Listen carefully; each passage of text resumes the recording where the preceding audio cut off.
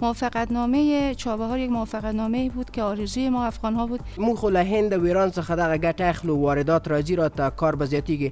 د ډیره مهمه ده چې موږ څه ورکولای شو. بادام داریم، پسته داریم، چهارمغز داریم، همه شی داریم.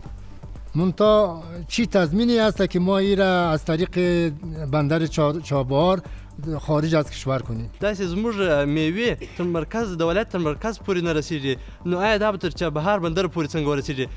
پر ایران سمندر ته د افغانستان د وتلو نوې لار د چابهار تړون سیاسی او اقتصادي ارزښت دی. ما دنبال رقابت منفی با پاکستان نیستیم.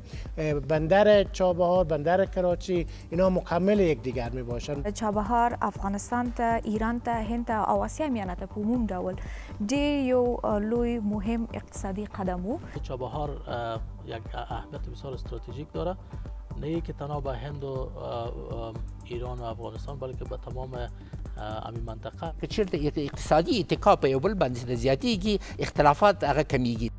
جرگه آزاد در مورد قرارداد سه جانبه چابهار بین هند، ایران و افغانستان دوشنبه شام از رادیو تلویزیون ملی افغانستان دنبال کنید.